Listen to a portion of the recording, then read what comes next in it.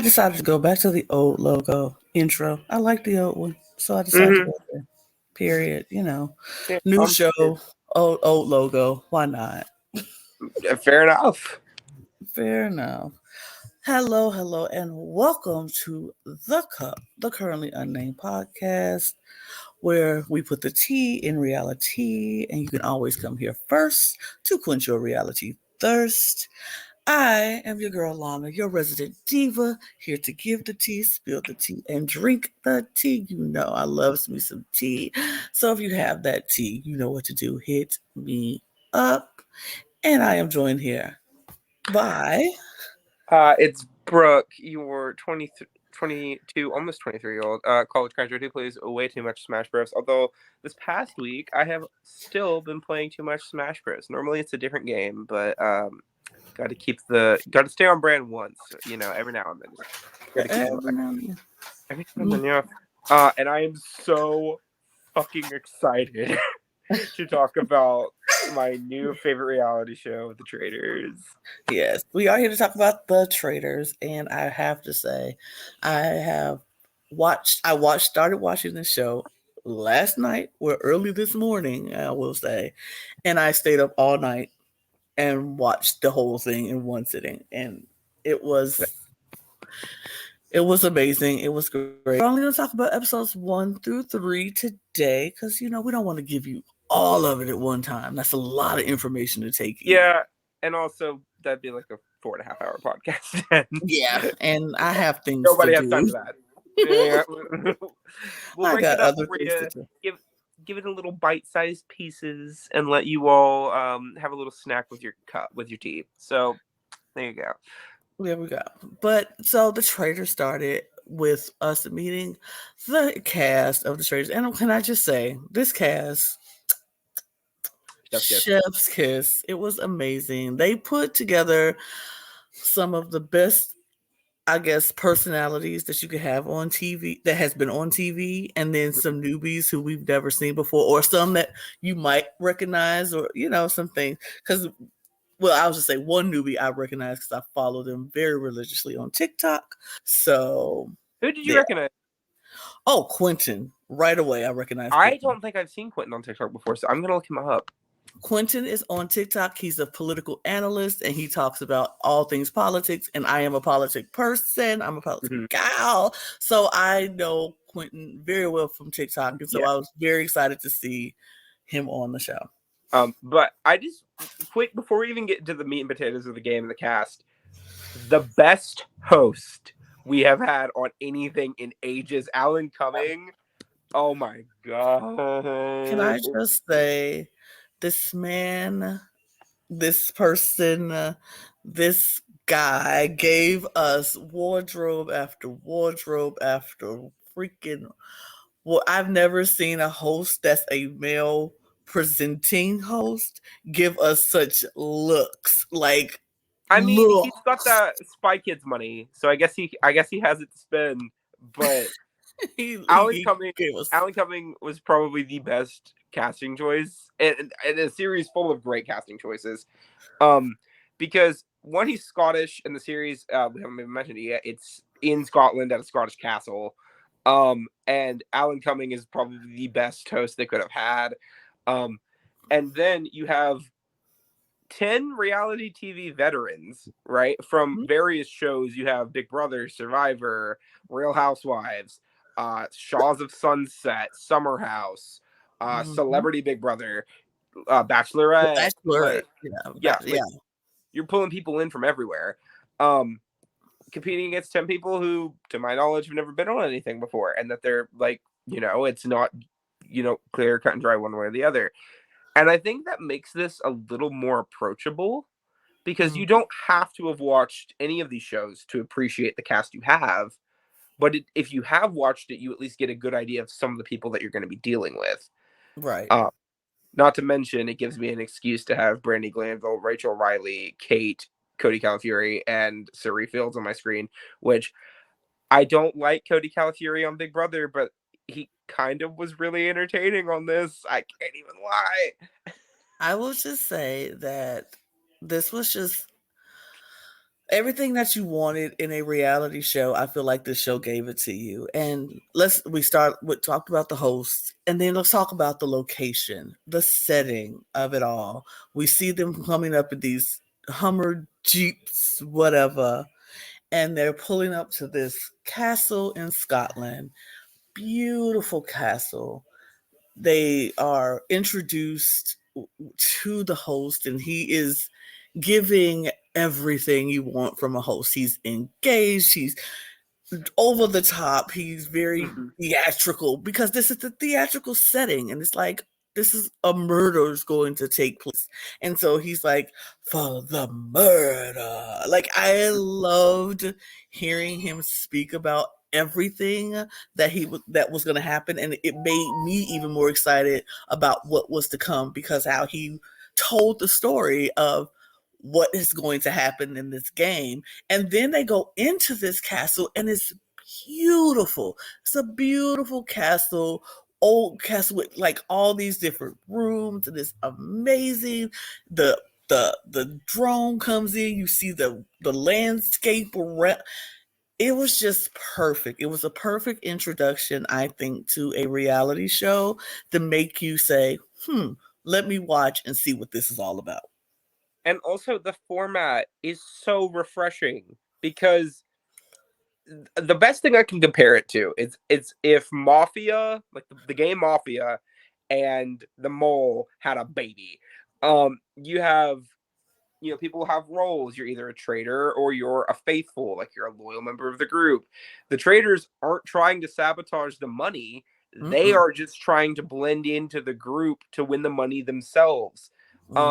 And that's always been my biggest problem with the Mole, right? Was that the Mole was never set up so that way if the Mole, whatever, the Mole's getting to the end no matter what. Here, the traitors can be taken out in 3 episodes. Like, exactly. if the group is on their guard and suspicious of the right people, which, spoiler alert, does not happen this season. But you have the traitors who want the money themselves. They don't care who they have. Like, they just want to get the same prize that the faithful are trying to get. So there's no sabotaging the missions, at least most of the time. But you have these people, it's $250,000. They're trying to add to the prize pot to have the prize pot grow, so that way whoever makes it to the end wins. And if you've played Mafia, or let's say Mafia, Werewolf, Assassin, whatever you call it in your group of people, you will recognize the setup pretty quickly. But I think it works really well as a reality show. I think you bring in really entertaining people who are all willing to play the game, and I think everyone really was entertaining, other than like 2 people. I agree. I think even in the midst of that, of all of the mafia style gameplay in the format, you also have competitions, like you said, to make money into the prize pot. And so they have these interesting competitions, and I have to say, I enjoyed these competitions. I thought this was some of the best competitions on reality TV that I've seen in a long time. Like, even with like watching the Mole, and I appreciated the Mole, some of the competitions I was like, don't really like that one, but I like this one. Yeah, I like this one. I don't think it was a competition in this season that I was like, that didn't make no sense. I didn't really like that one. I mean, I like them all. Well, the thing with the Mole is that they're trying to make all their competitions feel distinct, so that when the Mole has different and unique ways to sabotage, here they don't have to worry about that. And some of these missions did kind of blend together a little bit, but at the same time, they still felt distinct enough that when they were out doing things, it never felt ran together. And also, the beauty of the show is they don't make them do. There's always one mission, then a vote. It's never 5 missions, like 2 missions, 2 or 3 missions, and then a test like it is on the Mole. It's just mission, vote, murder, mission, vote. It's a cycle. It's really easy to follow, and you get invested really quickly, especially because on the Mole, part of the fun of the Mole, at least to me, is trying to figure out who the Mole is as a viewer, which this season it was not difficult. This past season, the Mole was not difficult whatsoever. Most people had Causey clocked like 5 minutes in. But here, they just tell you. They straight up like, look, if you are trying to figure out who it is, that's not what the show is. You're finding out immediately. And I kind of like that, honestly. Mm-hmm. Because it also gives you opportunity to see them play the game, right? Exactly. Because the mole, like, they're trying to blend in. They're trying to sabotage subtly. Here, they don't need to sabotage. They just need to play incredible social games. Yeah. And two of them really do that this season. I really think that I like how the format is so that, like you said, we know who the traitors are in the first episode, and they don't have to sabotage. They don't have to do anything. And like with the mole, we had to wait till after the season was over for them to do a recap of what Kazi did as the mole, or whatever. They didn't even put it on the show. They put it on YouTube. Well, what she did, what was her sabotaging way, how did she sabotage them? And this, we get to actually watch what they do. We see how they're playing, and it was exciting to watch. So let's first, since we talked about this, we'll talk about who the traitors are. We're going to give y'all away who the traitors are, because I liked how they did this. I liked how he just said, let's come to the round table. Everybody put on your blindfolds. And if I touch your shoulder, you are a traitor. And so we should probably explain the format, though, because as simple as it is to understand, if you don't get, okay, why does it matter who the traitors are? Oh, I get. I would just jump in. I was going to jump into all of that, but sounds great. Sounds great. Sure. Okay, let's talk about the format then. The format of the show, because you have traitors and you have the faithfuls. The faithfuls are faithful. They are the people who are there to make the money, and they're trying to suss out who the traitors are amongst them. And every night, somebody's going to get murdered by the traitors. Yes. And then they're going to do a mission, and then they're going to be a vote, and then the house, everybody gets to vote out and banish who they feel could be the traitor. So, and all the contestants are told is that there's any number between 2 to 5 traitors, which has been confirmed by multiple people on Twitter since the airing of the show. They get told 2 to 5, and that's it. And they vote. Whoever gets the most votes is eliminated. They go to the front to the circle of truth. They say if they're a faithful or a traitor, usually with more drama to it than the average reality show. The group audibly groans if it's a faithful, celebrates like mad if it's a traitor, and then they leave, and then cycle repeats. Yeah. It's just like Mafia, but honestly, it's really entertaining. It's so simple. It's very much like, it's simple. It's going to mess with your mind if you're playing that game, because you don't know who to trust. You don't know who's telling you the truth. You don't know who's lying to your face. You don't know if the person you trust the most is actually a traitor or not. So it's kind of interesting. It's simple, but it's interesting, and I enjoy watching it. So we see them sitting at the round table, and they're putting on their blindfolds, and Alan Cummings is walking around with his heavy boot and footsteps to just clink, clink, very extra. He walks around the entire table once, and then he starts his second turn around, and the first person he touches is Cirie Fields. Cirie motherfucking. And I screamed.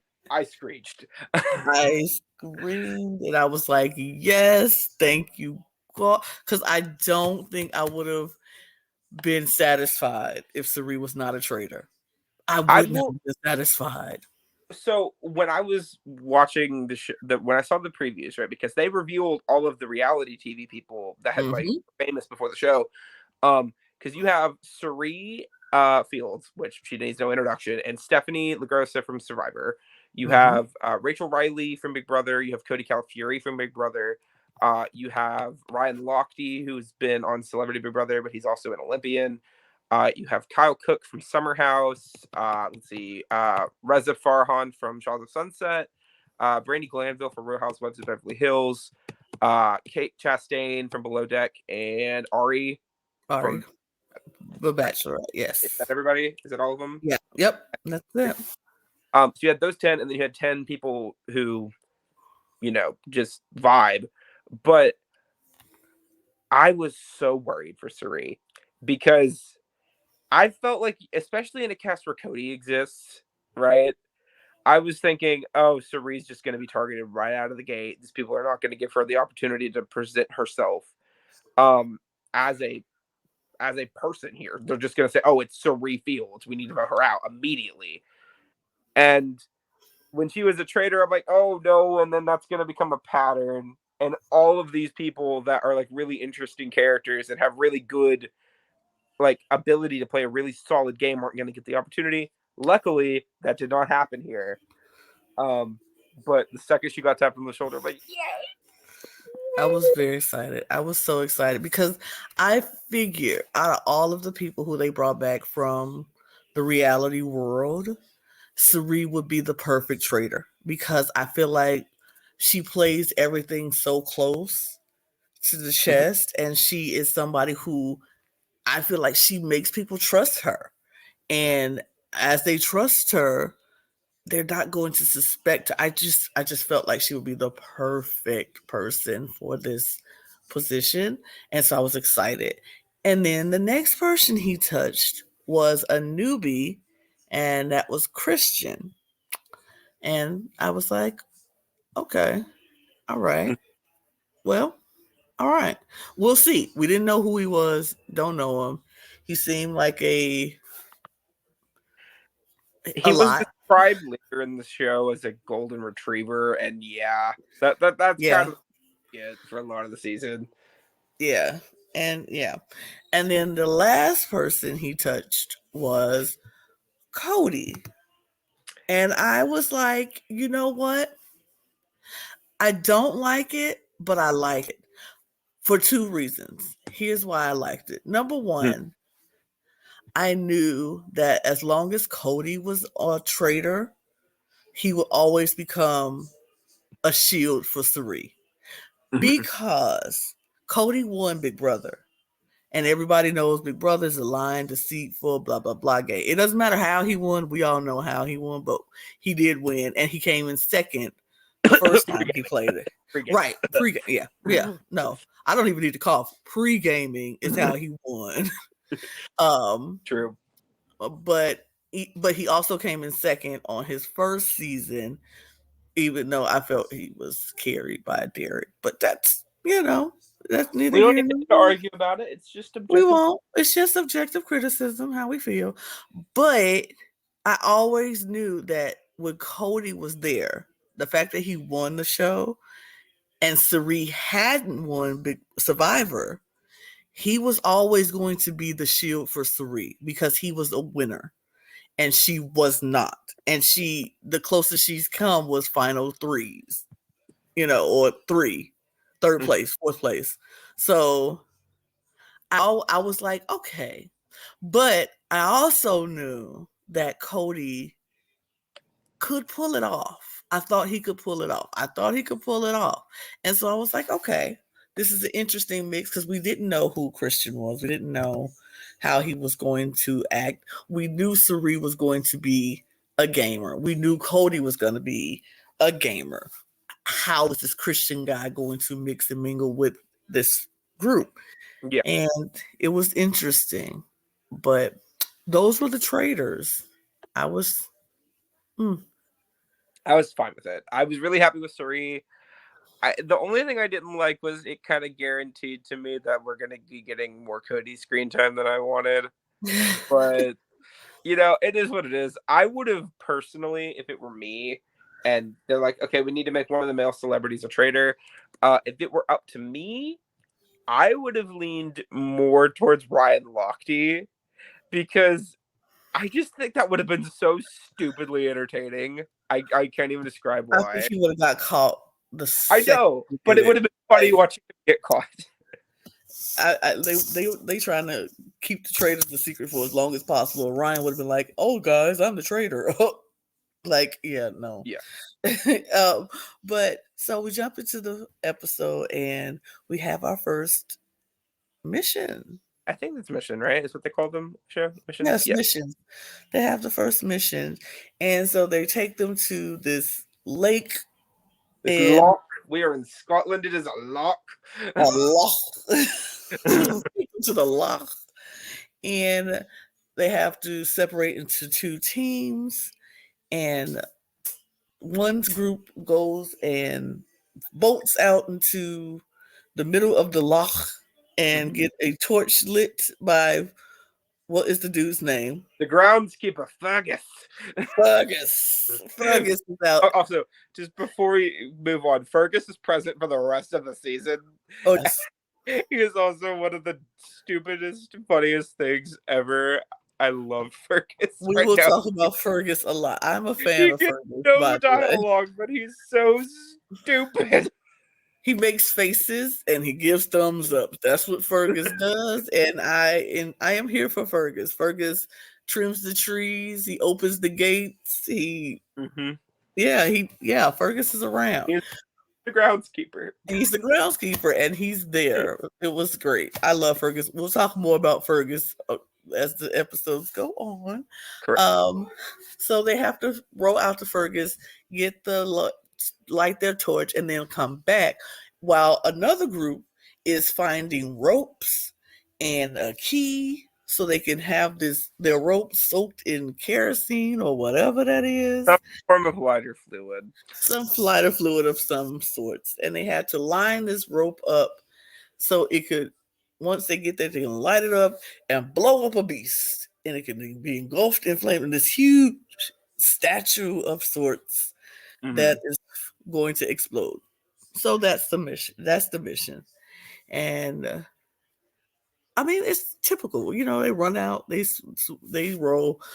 The blue team is falling behind a little bit because they're not rowing in the right direction. The green team is there. They're back. It's very Survivor-esque. It gives me very Survivor vibes. And the important part of the blue team, though, is you have Cody and Christian.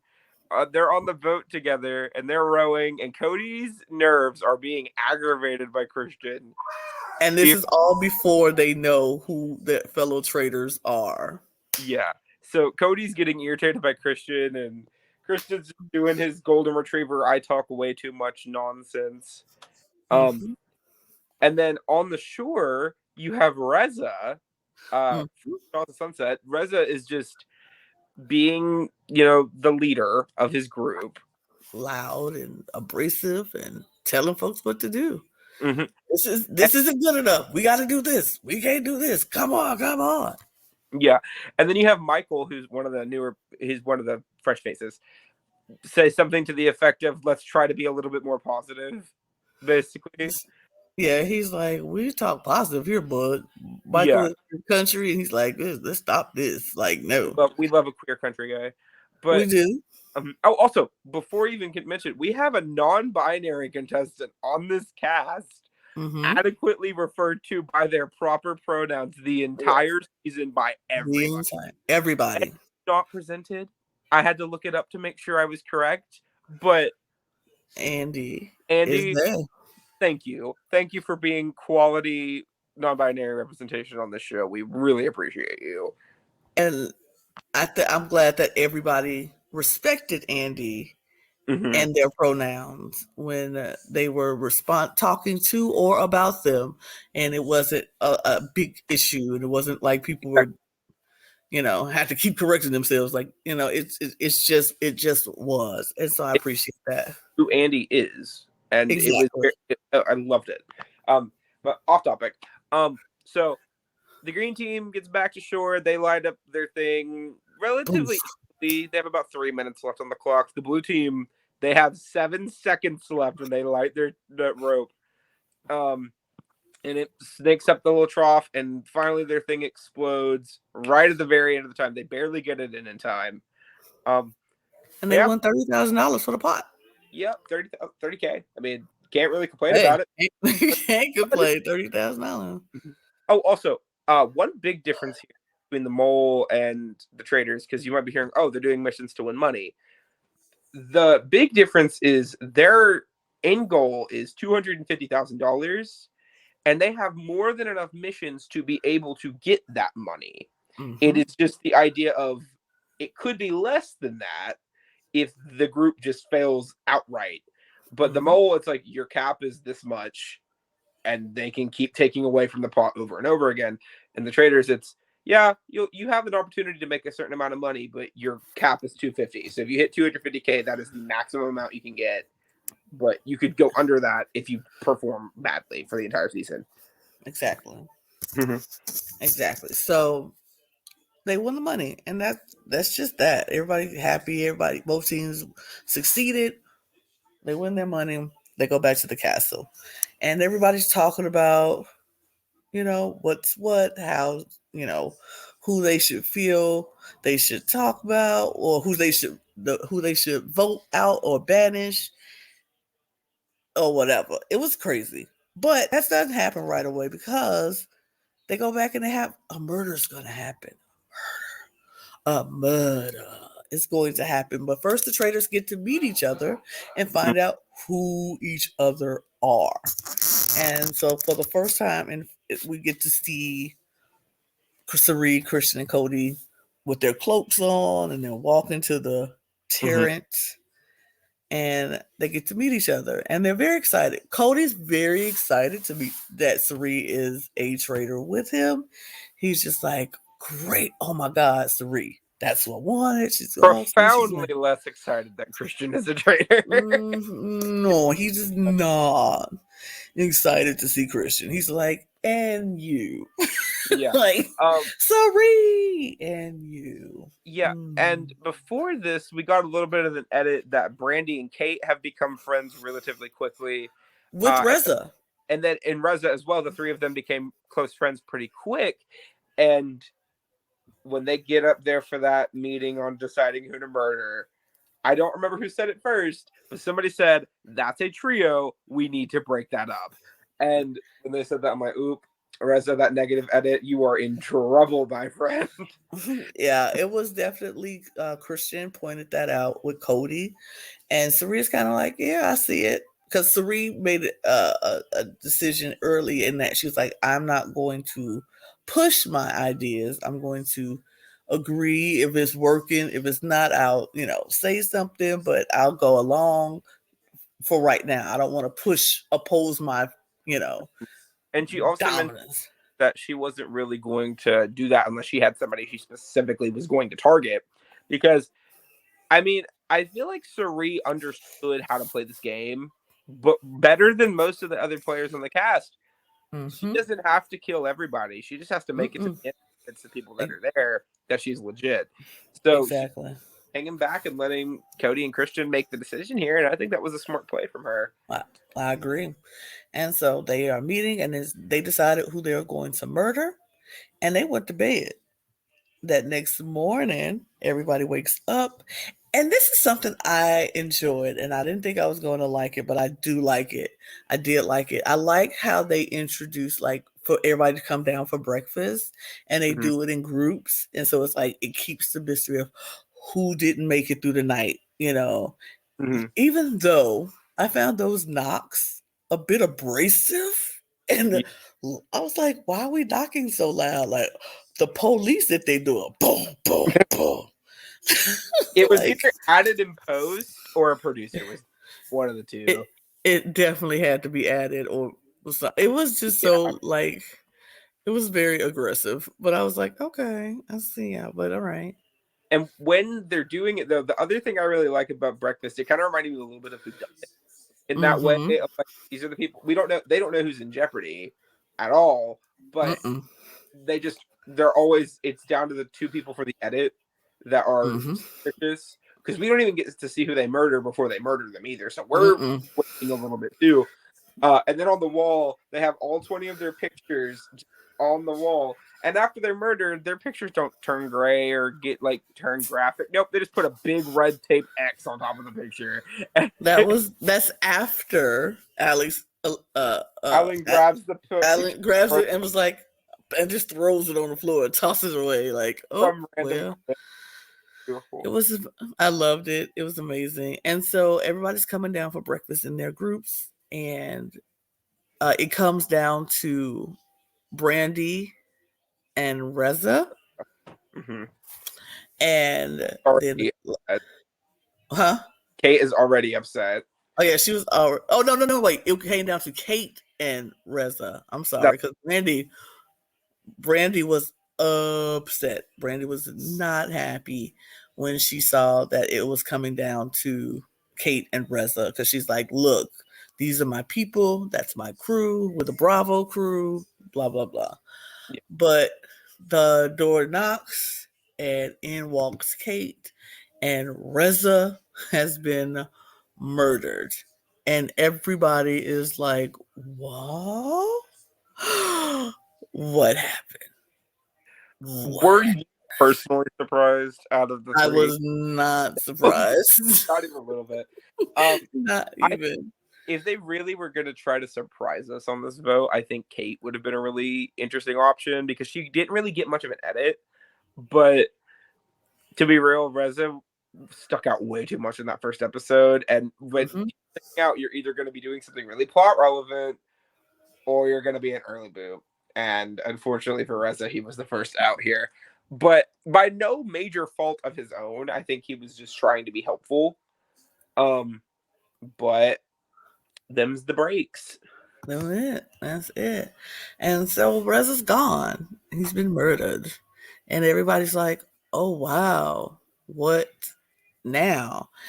And so here's where it got interesting for me. They go out to talk about what's happening. And, Michael and Geraldine, the saga of Michael and Geraldine. Geraldine did not have a chance to do anything but be purple. I'm sorry. She had no chance but be purple, because she didn't do anything, but she got blamed for everything. Which I was like, Michael did the same thing too. Like, okay, so after they gave everybody the traitors, right? Because they all got told at the same time if they were a traitor or a faithful. People were claiming that Geraldine had like a physical reaction to the news, and that they thought she was a traitor, right? Right. So we're about to do the next mission, right? And they get split into groups, and they have to go like find people in graves and complicated stuff. But Michael is already like peddling Geraldine's name around. Like, yeah, you voting for Geraldine? I'm voting for Geraldine. Okay, so this is why he was peddling Geraldine, is because I think her name was Ashley. There was her Amanda.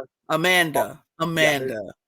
Oh yeah, it wasn't Ashley, it was Amanda. Amanda told Michael that Geraldine said that she thinks Michael could be a traitor because him and Reza got into it at the challenge. Even though they two sentences to each other. They just exchanged 2 sentences. And she heard that from somebody else. Geraldine heard that from somebody else. It wasn't directly her saying she was there to see Michael and Reza get into it. She heard that Michael and Reza exchanged some words. And so she told some people, and Amanda told Michael that Geraldine is like, it could be you because you had some words with Reza, and then Reza is now murdered. And so Michael was like, oh no, she's not throwing my name under the bus. That's not happening. So Michael from this point on is like, Geraldine gotta go. Geraldine gotta go, period. Because she's out here saying, I did something and I might be the traitor, and she gotta go. And he was very much going to stick with that story the entire time, because even on the mission, so the mission comes up, and this is what they do. 2 teams, they're split into 3 teams, and 6 people had to volunteer themselves to go and be buried alive. Had no idea they were going to be buried alive. They just had to volunteer, and they went. Reached if that were. Yeah, I would have died. I would have passed.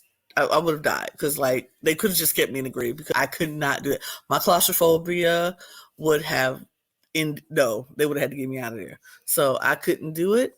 But 6 people were buried alive in a grave, and they had to help their team once they got to the walkie-talkies and shovel find out where they are in this cemetery. So, like I said, 3 teams. Michael spent the entire time as the challenge was going on. And he's telling Kate, we're voting for Geraldine, right? If you don't vote for Geraldine, I'm voting for you. And I was like, who are you talking to? Because at this point, Kate and Michael on screen hadn't interacted at all. No. And it was really suspicious to everybody, really, that Michael was doing this so much. And it wasn't even just with Kate, because everybody gets to the cemetery and they're starting to dig up the graves with varying degrees of success. Like, you had some groups get there before others, but whatever. They're digging people up, and one of the people that was buried was Ari, and he got out, right? Kyle. Oh no, it was Kyle. Right. It was Kyle. Yeah, it was Kyle. Kyle gets taken out of his grave, and he goes to help the other team, which Michael's on. And Michael literally pulls him aside from digging, since we're voting for Geraldine, and then just starts digging again. And it rubbed a lot of people the wrong way. A lot. Like, he literally was stuck on the fact that he had to tell everybody that they're voting out Geraldine. We're voting out Geraldine. Christian also was on the Geraldine train and was telling people, this is Geraldine, right? Because she had a physical reaction to being a traitor. She has to be a traitor. So Michael's was more about what she said about him. Christian was about how she reacted, knowing that each, like, people could, choose to decide which side, which was best. But she literally had no chance in this thing because they were coming for her hard. And Michael, like I said, Michael rubbed a lot of people the wrong way with him coming at them like, if you don't vote this way, I won't vote for you, or I'm going to vote for you. It was just a lot. He was just a lot. And from that moment on, I just knew Michael was like, his game was very shaky. Yeah. Very shaky. So the mission ends pretty quickly, actually. The mission didn't take up a ton of the episode. I think maybe about 10-15 minutes. They only managed to get 4 of the people out of the graves before the time was up, so they banked $20K instead of $30K. Grand total of $50,000 in 2 missions. The people on the mole could never. $100,000 on your full prize pot. We got it, half of that in 2 episodes. Icons. Right. So they go back to the castle, right? And then here comes the debate of who's everyone suspicious of. You have Brandy very quickly clock 2 out of 3 of the traitors like that. Brandy says she thinks the traitors are Christian, Cirie, and Michael, right? And she says she's gonna go for Michael. And I'm sitting there like, Brandy, you have every opportunity right now to take out one of the traitors on the first vote, and you just picked the wrong one. You know who else got clocked? Who else clocked? Rachel clocked Cody very early in this game and was like, I see you, Cody. Yeah, and Rachel, they know each other. Rachel's like, he's a traitor. I know he's a traitor, but I'm going to let him stick around for a little bit because I don't think he's going to kill me. And spoiler alert, she was right. She was right. Yeah. But you have the whole group is basically split between either voting Geraldine or Michael. And people are getting suspicious of Michael because they're like, that was really abrasive and rude. Why would you do that? And then people are still like, well, yeah, but Geraldine still reacted that way and all this other stuff. And then we get to my personal favorite part of the show, the round table.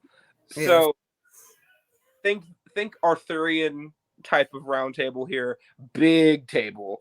You have 19 people sitting around this table, and they're just discussing who to vote for. And you have all of them can talk whenever they want. All of them are allowed to pitch whoever they want. And whoever has the most votes at the end of it is gone. No safe, no immunity idols, nothing. It is pure social gameplay. And it was so much fun to watch. So Cody opens up the round table and he's like, look, Geraldine, we're sus of you because of this. And then from there, it is just people going back and forth at Geraldine and Michael for like another 10 minutes. Mm-hmm. What were your thoughts on the round table? I'm curious. I liked the round table. I thought the whole aspect of everybody just discussing what they felt and how, because you don't know who's undecided while you're sitting there. Like it could be somebody who don't know what to do or had an idea of what they wanted to do, but hearing the back and forth and the discussions and the talk could sway them to change their whole vote, which we've seen on a couple of the round tables. So it's like I like the aspect of everybody just coming together. You have no place to hide. You can't no more talking in the corners. It's like in the mini world with we no longer go to breakout rooms. Everything has to be in the main, in the main room. You just have to talk it out. And it's like if you go talk or you just go get bulldozed. So I enjoyed seeing that aspect of it.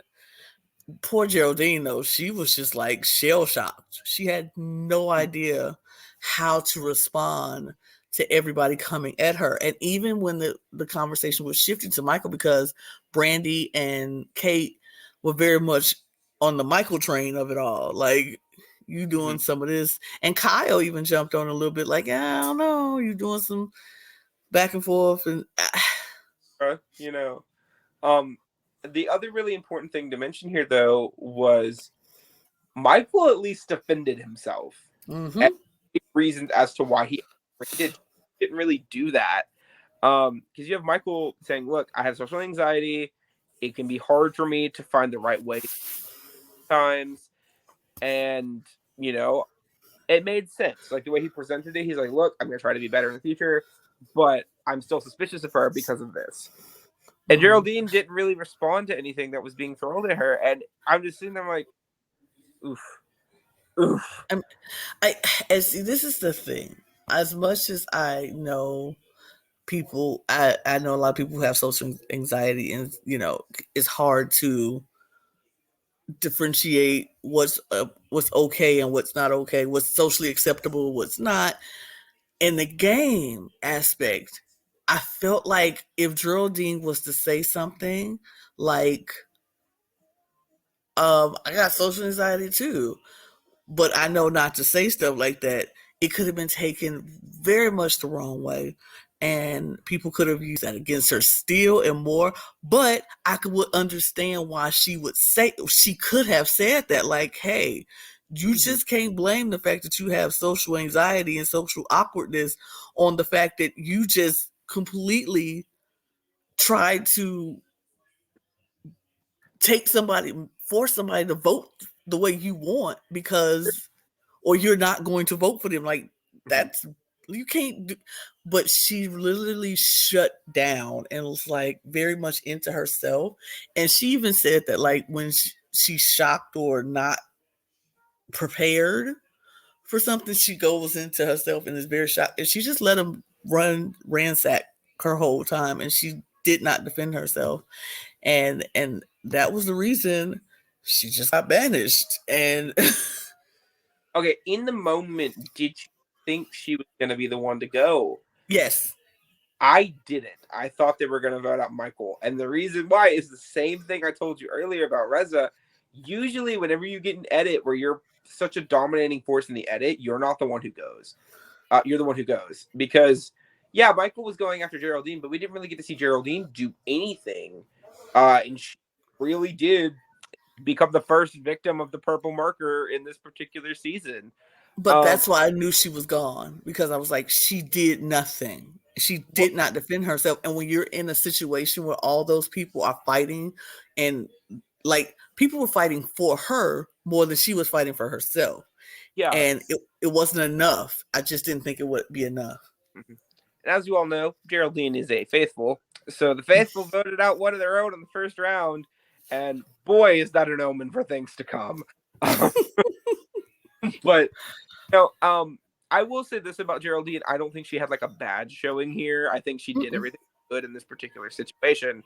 But I feel like a lot of people's minds were made up by the time that room, and she just didn't really stand a chance. She really didn't. Note: Geraldine will not be the only purple player this season. We got another one coming up real soon. We do. It's unfortunate, but yeah, it just happened. So Geraldine is gone. Everybody's like, "Oh, she was the faithful." Well, it is what it is at this point, and it was like Rachel was very annoyed with Brandy and Kate and how they came at Michael, because Rachel was like, "Hey, the dude said he had social anxiety. Why are we jumping on him like that? We made a mistake. He apologized. We shouldn't."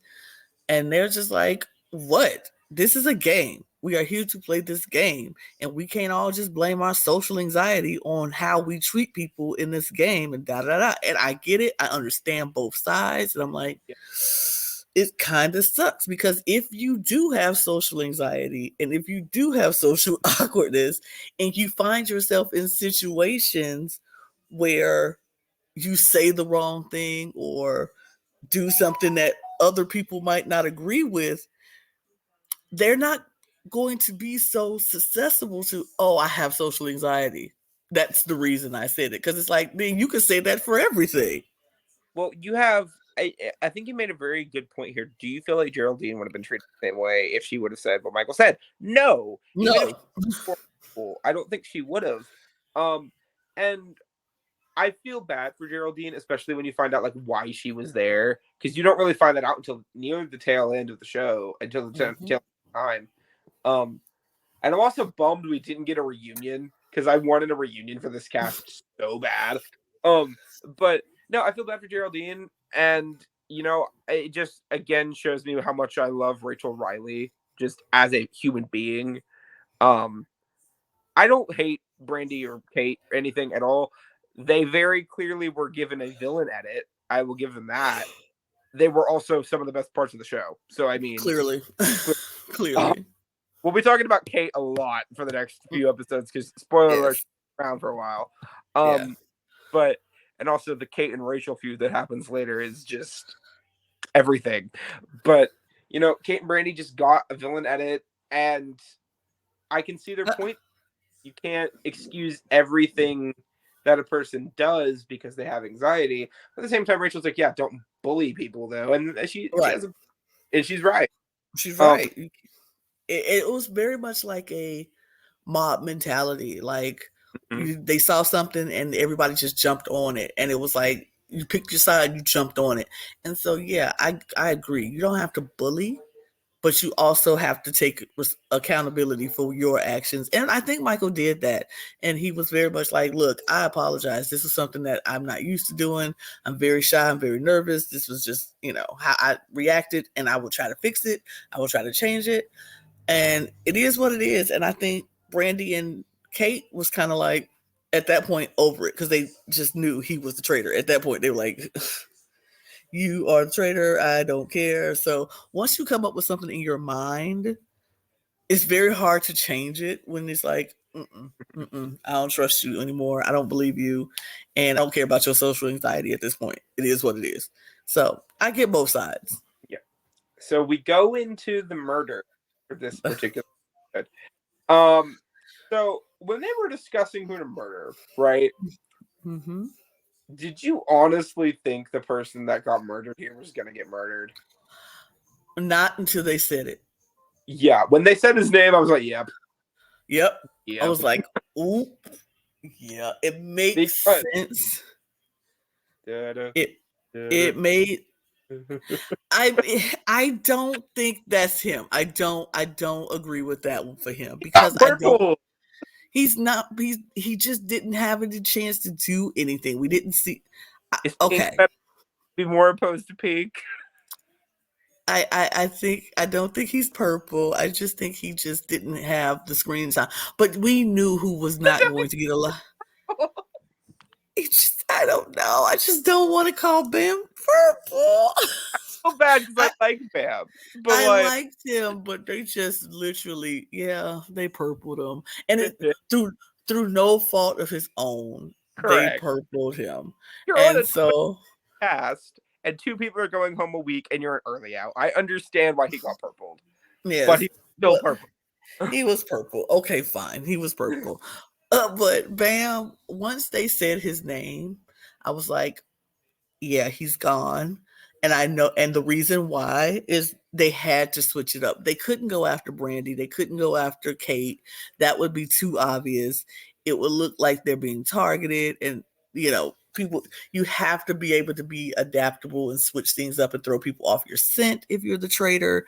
And so murdering Bam was a way to throw them off their scent. And I think it was successful, honestly. I think Christian did a really smart thing here too. Specifically Christian, because Christian and Bam, apparently, we don't get to see in the edit, are pretty close. They're close. It was a good idea to get rid of somebody that you were close with, because it did throw people off of Christian's trail.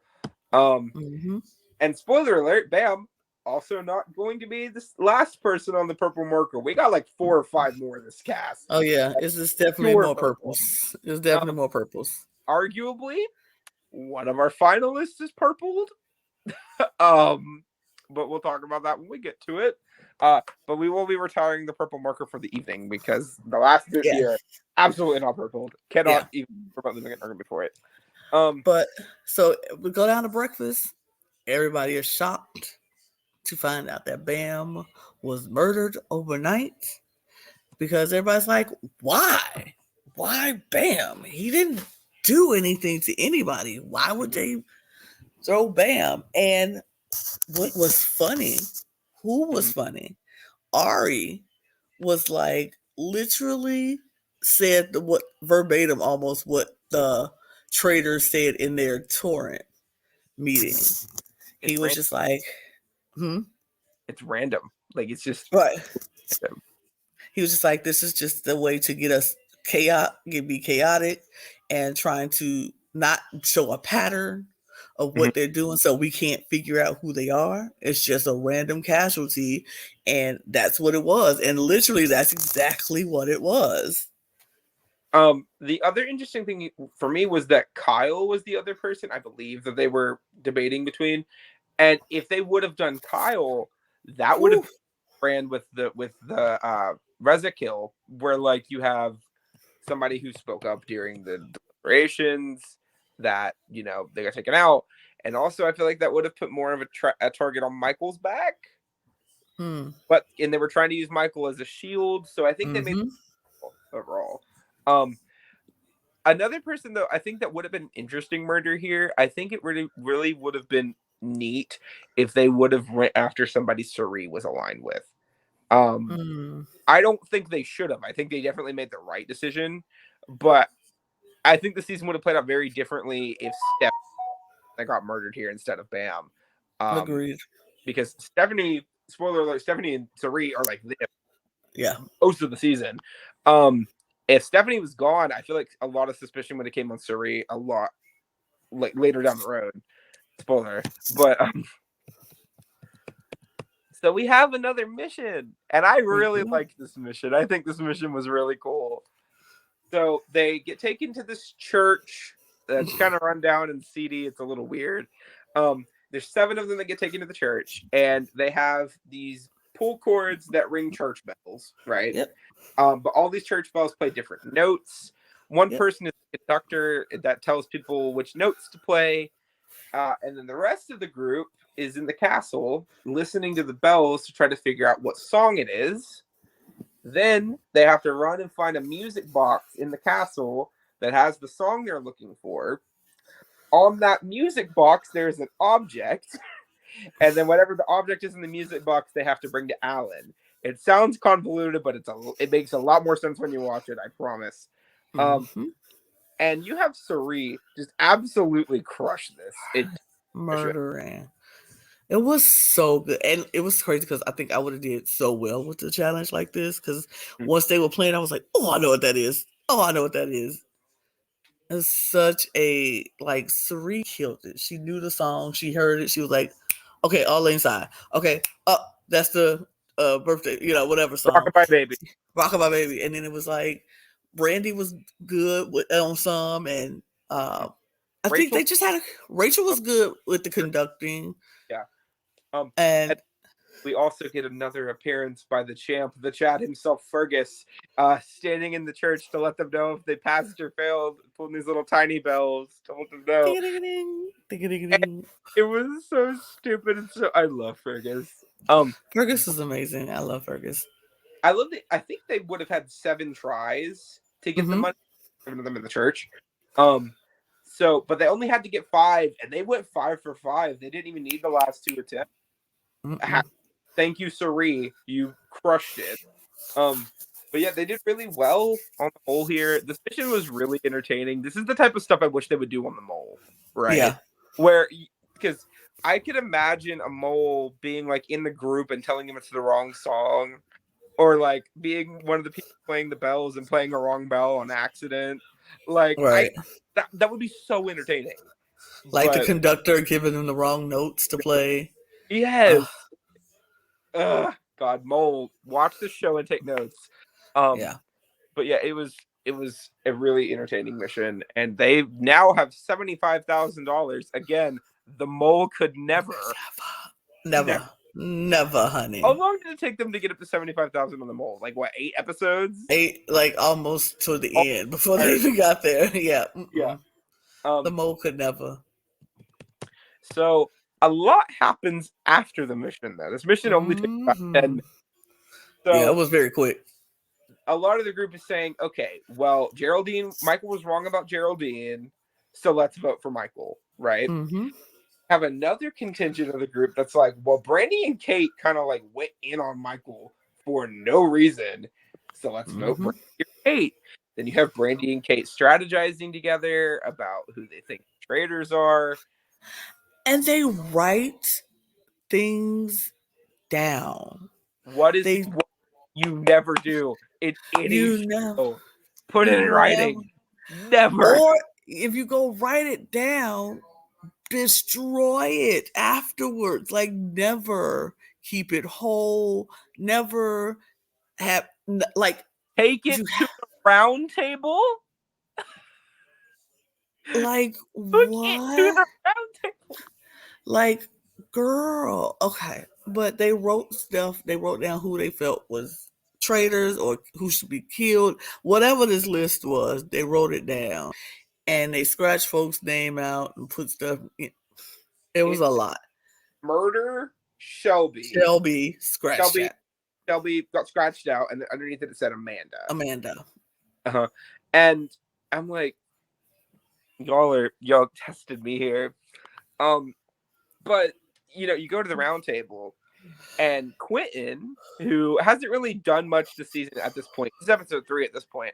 Quentin hadn't done much. He opens up the conversation. Is like, I'm trying to figure out who is the person stirring the pot, causing the most chaos, and constantly throwing out names, and that's you, Kate. And I'm like, the way the edit was presented to us, that it was basically between Brandy and Michael. And then now we get a third option thrown in. I'm like, oh, okay, go Quentin. Okay. And it just turns into a madhouse. You have accusations being thrown left and right, Brandy, Kate, and Michael. Some people are saying that, oh yeah, Michael was wrong, so we should vote out Michael. You have people saying that Michael was not the only person that voted for Geraldine. There were 10 people besides Michael that voted for Geraldine. You have Cirie, Cody, and Christian staying out of it, not saying a word, which was so smart because you're letting the faithful just attack each other. And then when we get to the vote, we have 3 names get put down. All 3 of their names get put down. But the really interesting part here for me was you have Kyle, who's been kind of active during the deliberations, but outside of that hasn't really done much, saying that he doesn't really trust the quiet people and the board of the conversations.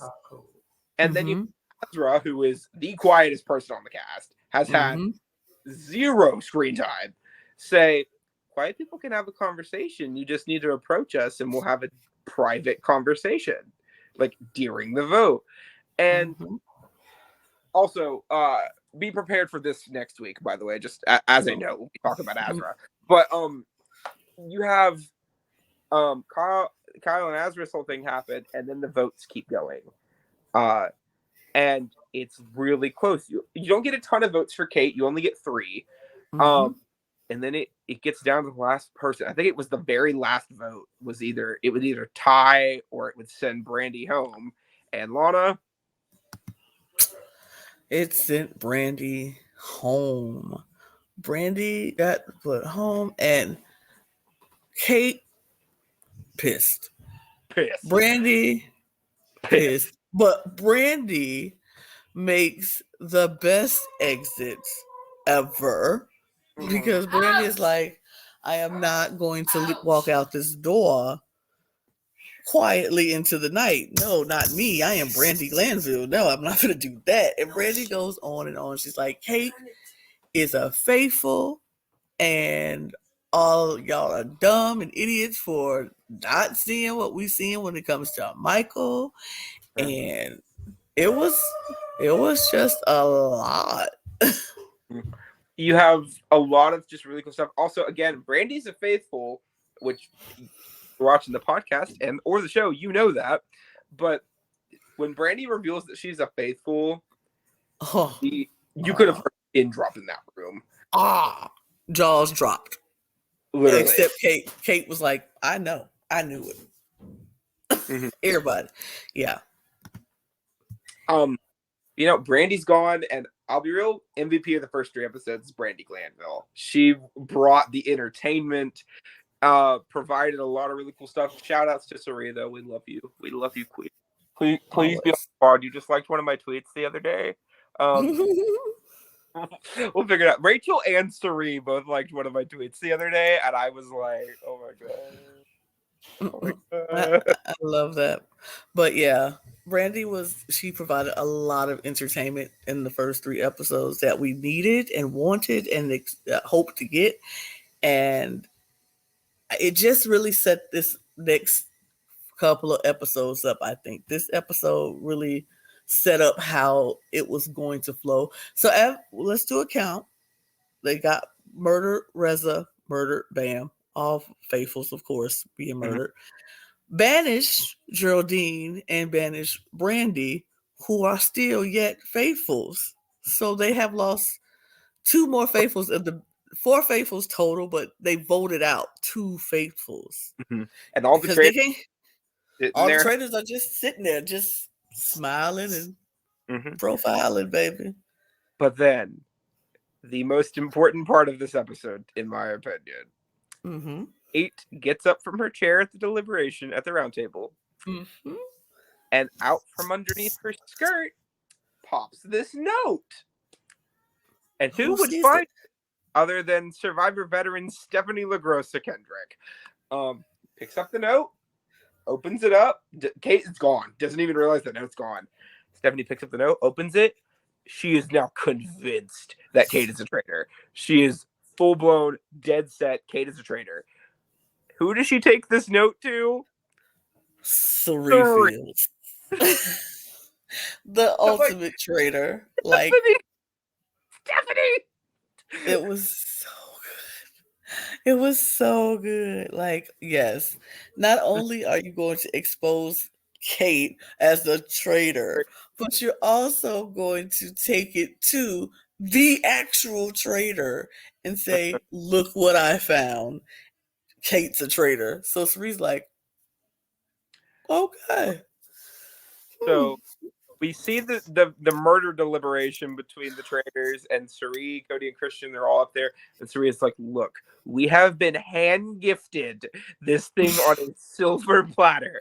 We can either pick Shelby or we can pick Amanda. It does not matter which one we pick. We can pick either of them, and it will be smooth sailing for us, because these are people that, one, are pretty random kills to begin with, but 2, these are people that we can throw suspicion on Kate, and now we'll have 2 shields instead of just 1. We have Kate and Michael. Right. And then Christian decides to Christian it up. And he's like, or we could do Azra, because Azra and Kyle got into an argument. And that's where the episode ends. Yes. So you'll have to wait till next week to see who the traitors decided to murder. But I will say this. Christian talks way too much for my liking. Not a fan. Not a fan of him as a traitor. Like, I think him as a traitor, he's just too reckless all the time, and I don't like if I was playing that game, his energy and his recklessness would like I couldn't do it. Like, I would have had no, he got to go, because I can't handle that kind of chaotic energy around me at all times, especially when I have to work with you. I can't work with that chaotic energy. Yeah. And I'm just not a fan. Well, the other thing that was kind of interesting to me for the with Christian was Cody and Cirie. You could see they kind of felt a little bit bad about what they were doing, because it's a game, but it's a lot of money. This could really change some of these people's lives. Christian, he was just out there slitting throats left and right, did not care who he murdered. And it was odd. He kind of was really happy about murdering people in this game. And maybe it was just me, but that did kind of rub me the wrong way a little bit. Because in Survivor, even the cutthroat players, usually you get something to the effect of, I mean, I understand why they're here. They want this money the same way we do. I do feel bad about it, but it's a game. You have to play the game.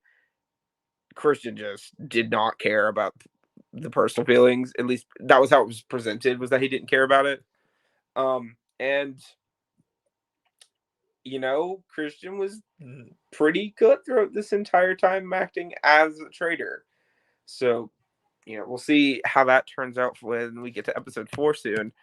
But yeah, if you haven't watched, please go watch. It's on Peacock. You have all the episodes are released. There's no better time than now to tune to the Traitors. And once you're done with that, go peep the British version, because the British version is also really great. Which I heard, and I'm like, gotta watch, because yeah, yeah, and I do agree with you. I don't like how Christian's kind of like, gotta cut you, don't care. Yeah. It doesn't last, which is great, but he just has these moments where I'm like, okay, man, you need to calm down, guy. Yes. Calm down. But that is that. We're going to end on that note. We are going to be back next week to talk about episodes 4, 5, and 6. Possibly, just depending, because 6 and 7 link really well together. Possibly. We'll see. Yeah. Maybe 4 and 5, and then 6, 7. We'll see. We'll figure it. We'll figure it out. But you know what to do. Like, subscribe, share if you like what you see here. If you want to talk about the Traitors with us, because it's amazing and you should want to talk about it, hit us up, DM us, let us know that you are interested to talk about the Traitors with us. Follow us on Twitter at @thecup_reality. And if you just feel like you want to follow myself and Brooke, we're down there. Follow us. We don't bite. We don't bite. We're cool people. And we'll be back next week to talk about more Traitors, and follow all of our content. We talk about everything, Drag Race and the Traitors and everything in between. So follow us. Hit us up. We appreciate you. Thank you so much for watching. And of course, as always, cheers, y'all. Cheers. Oh, wait. Hold on. Before we cheers, let me get my stuff together so I know what to say. Oops. Yeah, cheers. Bye. For real this time. Bye, y'all. Bye. Bye. Bye-bye now. Bye. Bye-bye. Don't finish. It's fine. Love Cirie Fields. Stand Cirie Fields for a clear skin, because she's amazing. We stand Cirie Fields in everything she does.